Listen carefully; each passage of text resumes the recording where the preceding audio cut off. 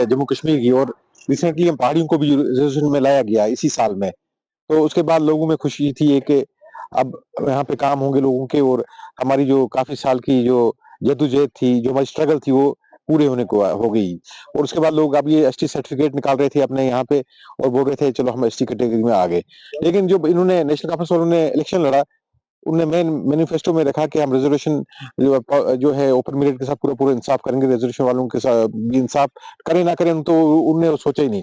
लेकिन सबसे बड़ी बात है कि ये रिजर्वेशन चेंज करना, ये खत्म करना नेशनल कॉन्फ्रेंस तक नहीं है, यहाँ की सरकार तक नहीं है, ये बाकायदा पार्लियामेंट में पास हुआ है, उसके बाद प्रेसिडेंट ऑफ इंडिया ने नोट दिया है, उसके बाद ये बना हुआ है कानून है।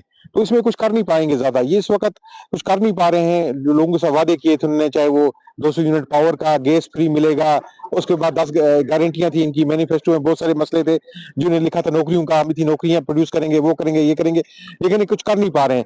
कुछ ना कुछ तो इन्होंने ऐसा दिखाना है कि हम कर रहे हैं लोगों के लिए कुछ, इसीलिए लोगों का मन भटकाने के लिए, ध्यान भटकाने के लिए इन्होंने एक नई चीज क्रिएट की। अभी आगा रूला साहब ने भी वहां पे प्रोटेस्ट किया जाके रूला साहब के घर के सामने। आपने पहली बार देखा होगा सियासत की हिस्ट्री में एक अपनी पॉलिटिकल पार्टी के खिलाफ एक पॉलिटिशियन प्रोटेस्ट कर रहा है। ये एक नई चीज देखने को मिली इस बार। जो लोगों ने कहा कि भारतीय जनता पार्टी के साथ मिल गया है अगरुल्ला साहब, लेकिन ऐसा नहीं है कुछ भी।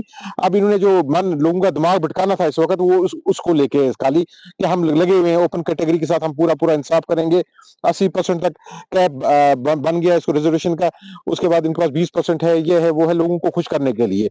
लेकिन मैं आपको एक चीज बताना चाहता हूँ कि जब तक यहाँ पे टूरिज्म को प्रमोट नहीं किया जाएगा, इंडस्ट्रीज को प्रमोट नहीं किया जाएगा, 100% एम्प्लॉयमेंट का हम नहीं पा पाएंगे। तो इसलिए अगर 100% एम्प्लॉयमेंट चाहिए हमें, तो इन दो सेक्टर्स को हमने प्रमोट करना है। गवर्नमेंट की नौकरियों से तो कुछ बनेगा नहीं।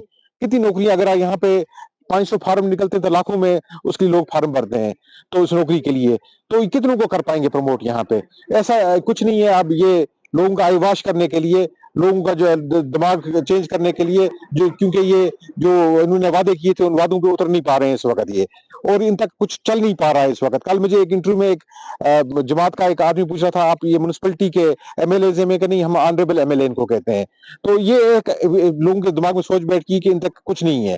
तो लेकिन मैं इतना बताऊंगा आपको कि इस वक्त जो रिजर्वेशन की खिलाफ ये बात कर रहे हैं, हम क्योंकि मैं खुद एक पहाड़ी हूँ, हमारी जो बिरादरी है, गुजर बिरादरी हो, पहाड़ी बिरादरी हो, ओबीसी है, शेड्यूल कास्ट है, तो ये लोग सब मिलकर अगर उन्होंने एक भी परसेंट इसको रेशनलाइज करने की कोशिश की, मैं इतना बताऊंगा अगर इन्होंने एक भी परसेंट इसको कम करने की कोशिश किया, चाहे वो ST1 हो, SC2 हो, शेड्यूल ये ओबीसी हो, शेड्यूल कास्ट हो, तो हम सड़कों पे उतर आएंगे।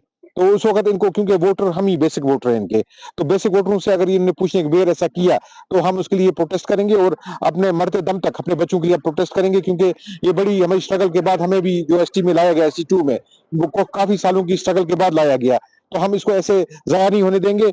और नेशनल कॉन्फ्रेंस को मैं आपके मीडियम से एक चीज बताना चाहता हूं कि आप कंट्रोवर्शियल स्टेटमेंट देना